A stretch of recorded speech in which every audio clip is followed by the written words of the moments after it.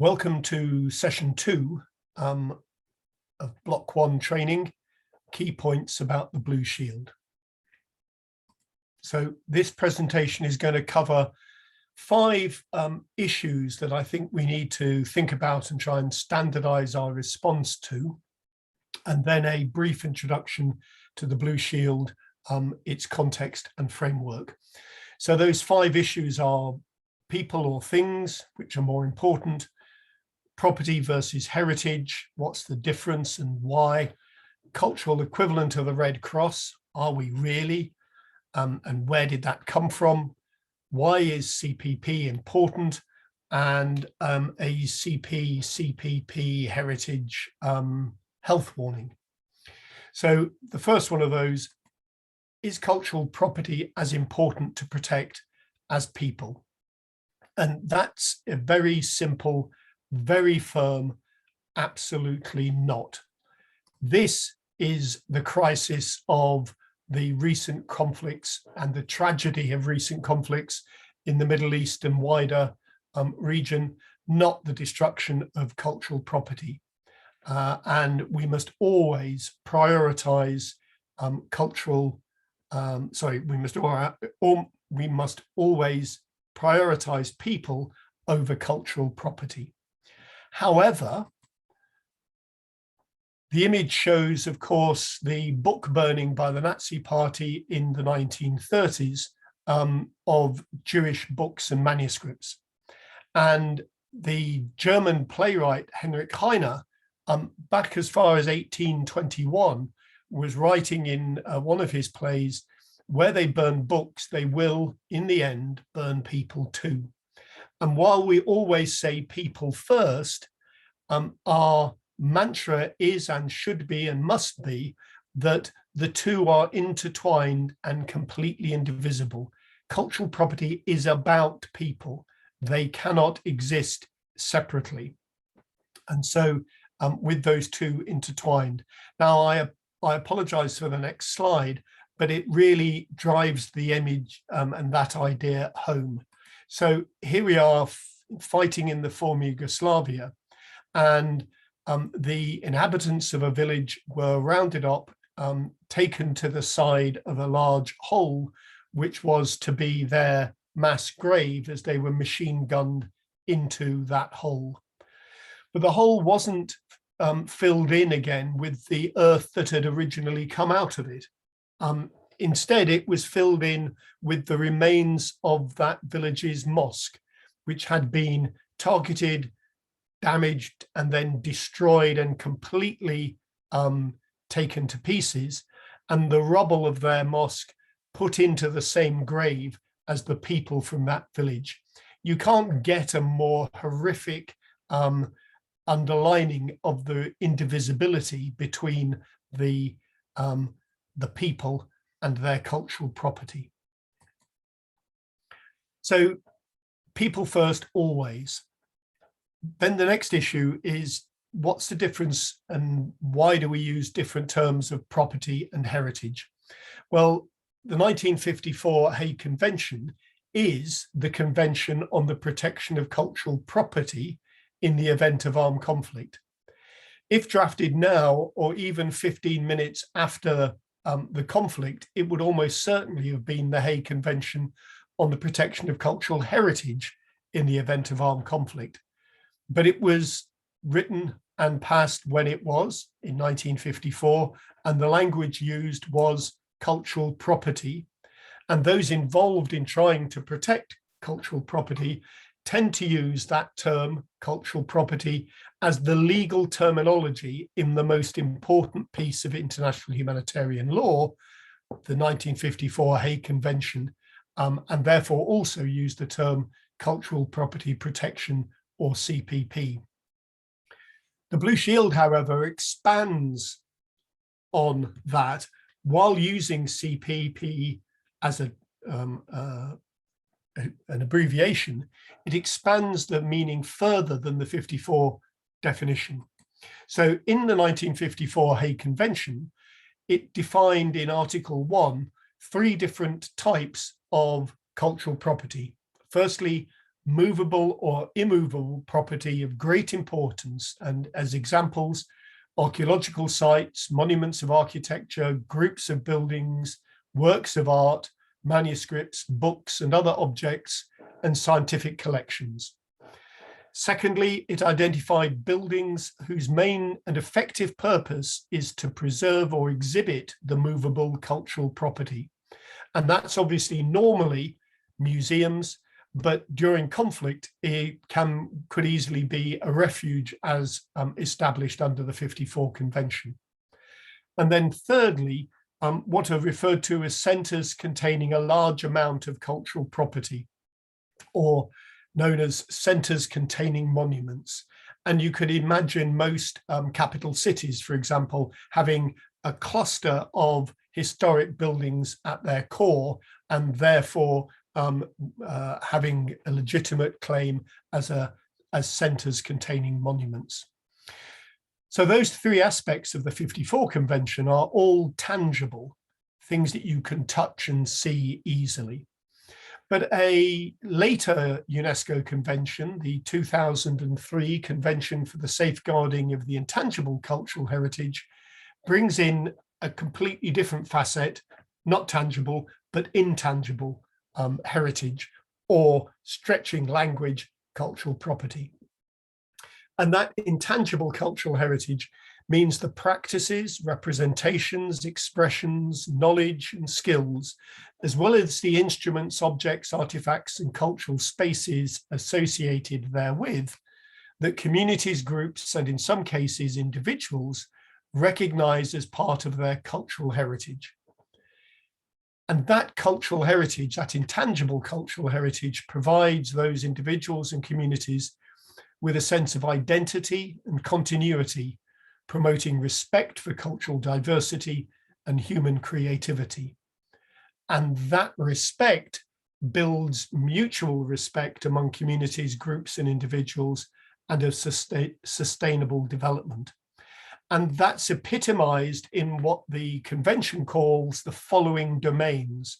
So oral traditions and expressions, including language as a vehicle of the intangible cultural heritage, the performing arts, social practices, rituals, and festive events, knowledges and practices concerning nature and the universe, and traditional craftsmanship.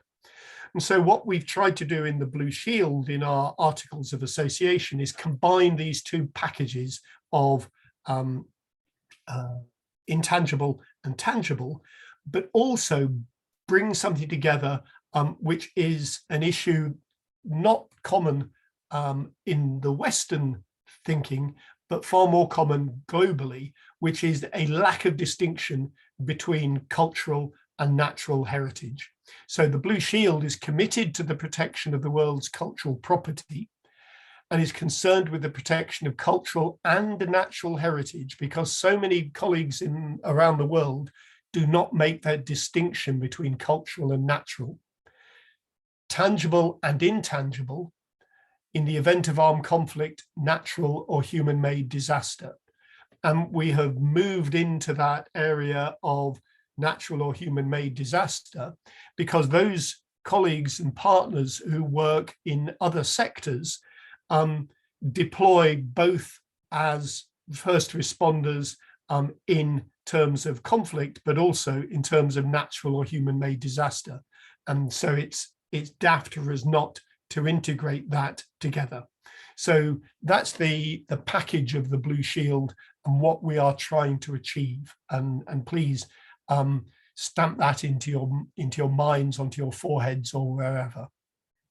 The third issue is we are frequently referred to as the cultural equivalent of the Red Cross, or the ICRC, the International Committee of the Red Cross.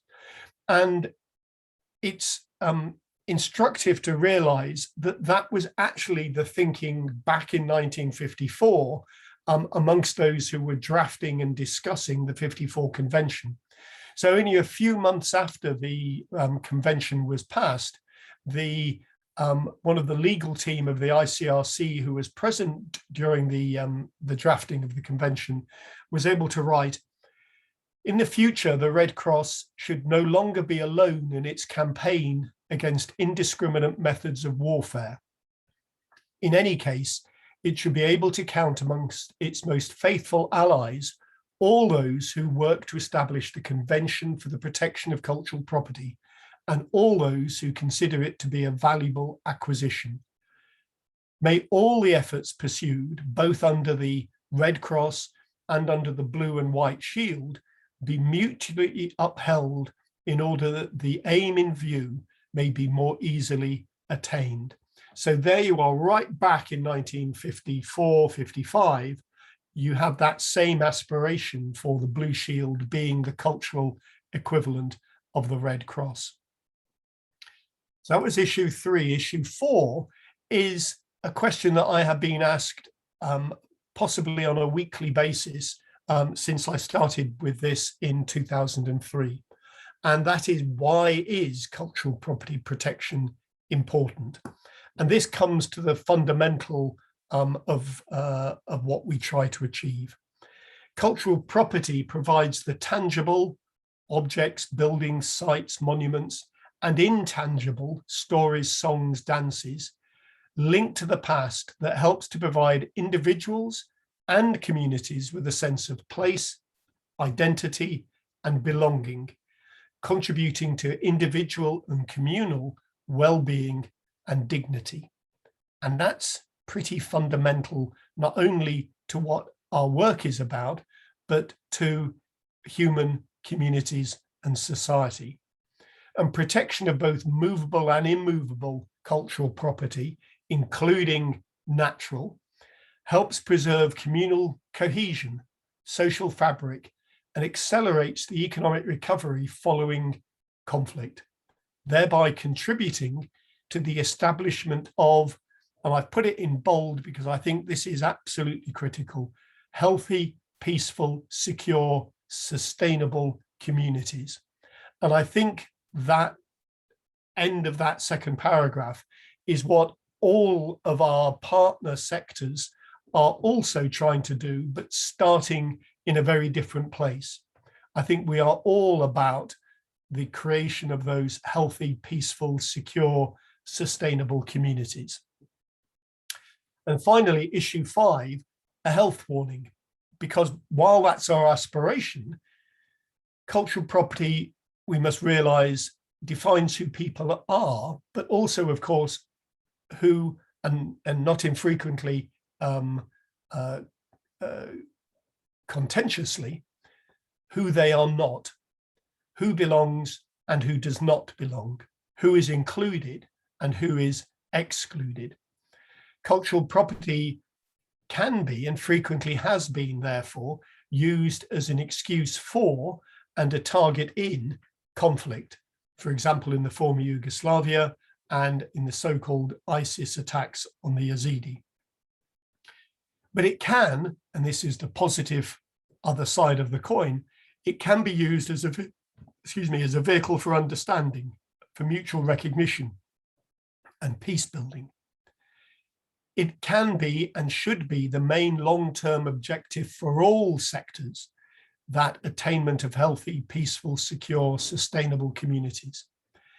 For the uniformed and humanitarian sectors, CPP can provide a key contribution, or it can be omitted and become a serious threat or risk. And so we now move on to just a very brief resume of the Blue Shield. The Blue Shield is, we are an international organization established under Dutch law in 1996, dedicated to the protection of heritage from conflicts and disasters, or of cultural property from conflicts and disasters. It comprises the founding 4 organizations, the international NGOs for archives, museums, monuments and sites and libraries, national committees of which we now have 30, with about 10 others in preparation, who together elect an international board and a secretariat, and the international board and the secretariat are together called Blue Shield International. We're named after the emblem identified in the 54 Convention to identify cultural property protected under that convention.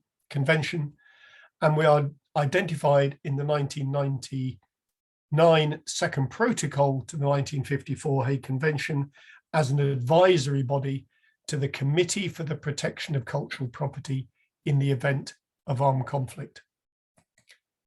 As such, our primary context is that 1954 Hague Convention and its protocols, but that is underpinned by wider international law and the UN and UNESCO strategic agendas, for example, as exemplified in UN Security Council resolutions and UNESCO's cultural conventions. We're also conscious, though, of the Sustainable Development Goals from the UN and, for example, the Sendai Framework for Disaster Risk Reduction relating to natural disasters. We see cultural property protection as a multi-sector responsibility and opportunity. So a stick, responsibility, a carrot, opportunity. Our charter, the Strasbourg Charter of 2000, built on and underlined the relationship between ourselves and the Red Cross in terms that we work in joint action, or what we might say today as partnership. We're independent, we're neutral and impartial. We work professionally, we have respect for cultural identity, and we are not for profit. But we have to have partners. We can't protect cultural property protection during armed conflict or following natural or human-made disaster without having a fully tied in package of partners. And those are three: the uniform sector, as defined in session 1, the humanitarian sector, and the heritage sector. We need to understand the political, legal, and media environments in this work, in which this work has got to take place.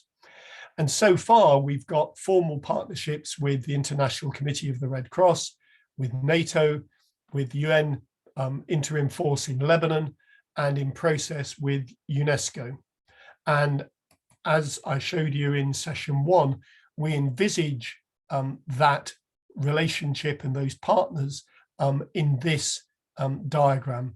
The triangle in the middle of the blue shield with the 3 points being the 3 sectors: cultural and heritage, humanitarian, and uniformed, with the safe space inside to mediate and to work through how we come from different starting points, but all with the end aspiration of those healthy, peaceful, secure, sustainable communities. And that those communities are at the bottom of the wider circle of influence and context.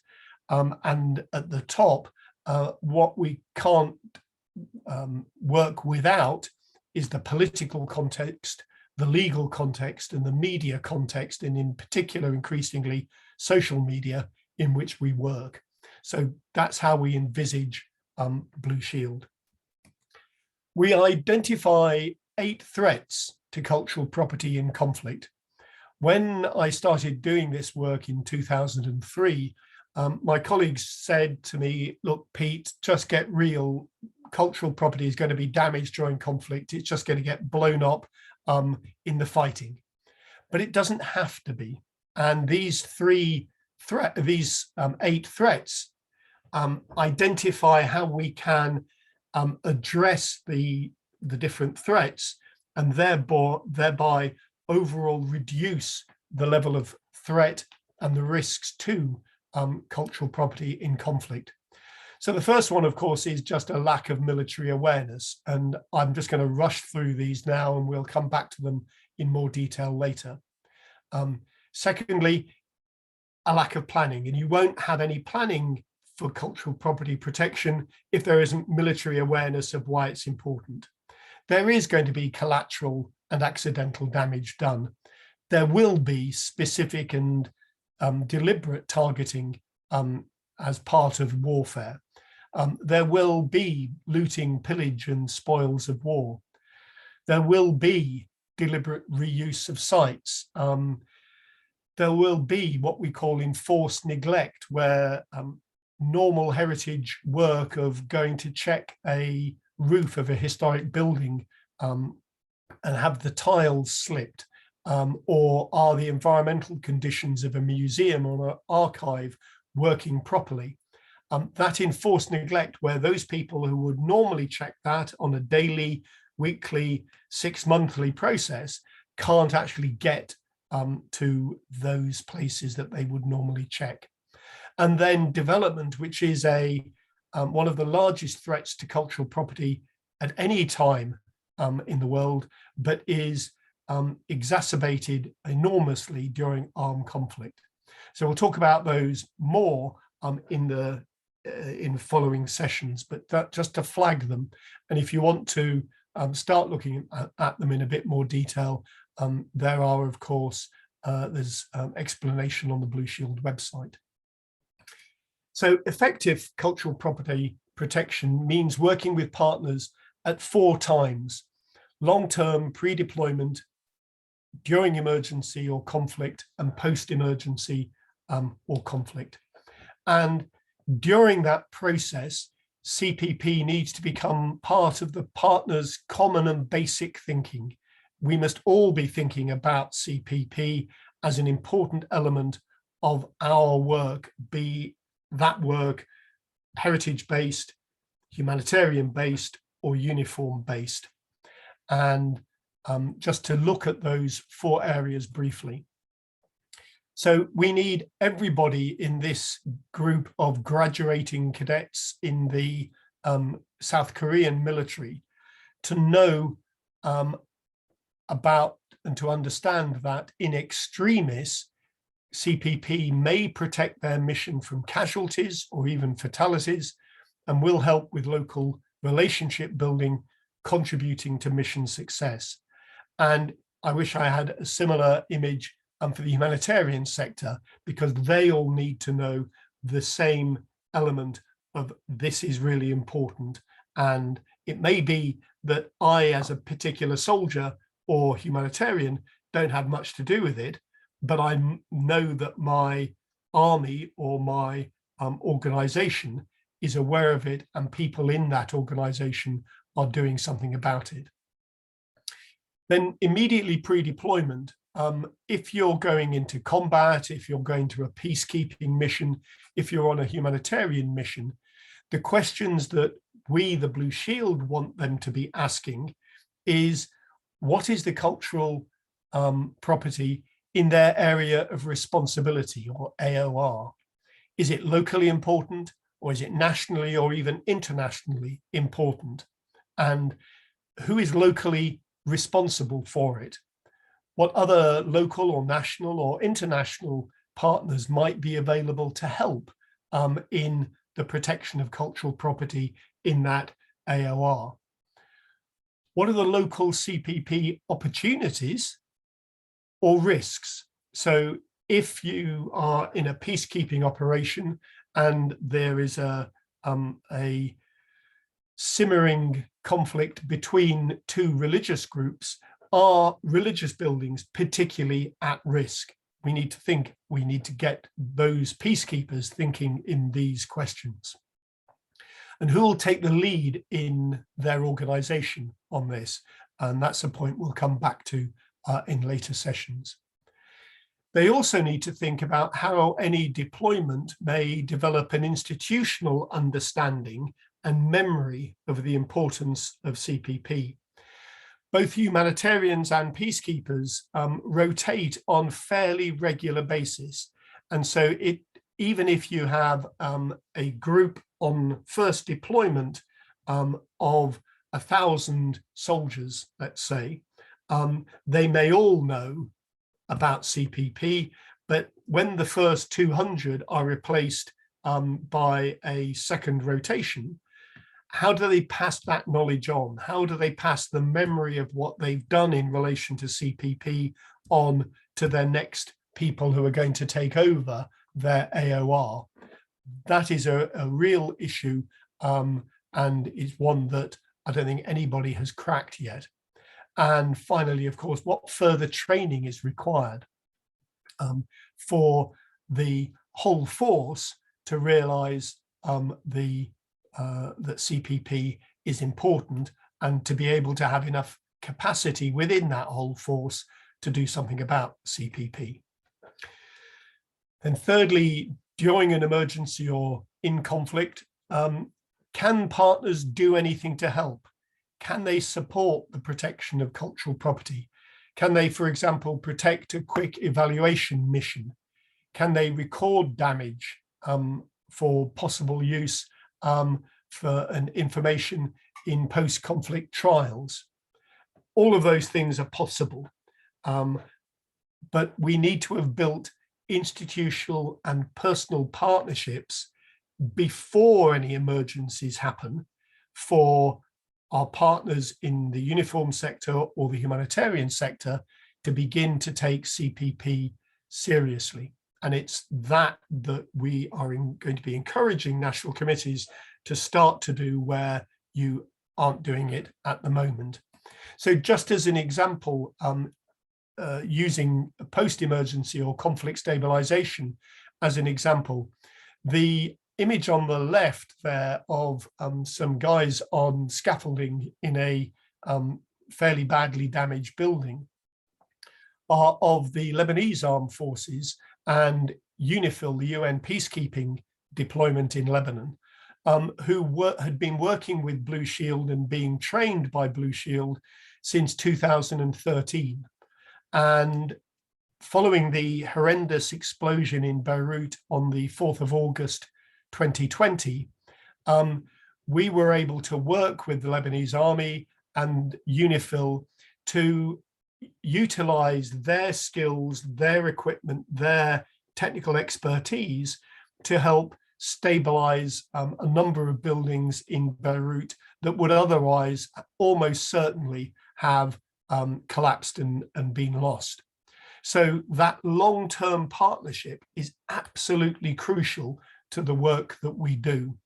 And the other example there is the Nepalese military and police assisting museum staff, again, having built a rapport with those museum staff over previous years. Because they may be the only people, either uniform sector, peacekeeping, humanitarians, who have the human and technical resources to be able to help immediately following an emergency or conflict. So we've looked at 5 key issues, and we need to develop a standardized response to those. I think those are key.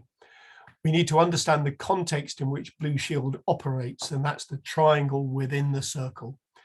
We need national committees to begin to develop relations with the 3 sectors in their home countries and those in the wider environment before disaster or conflict happens. Because if you don't have that developed in peacetime, it won't happen during disaster or conflict.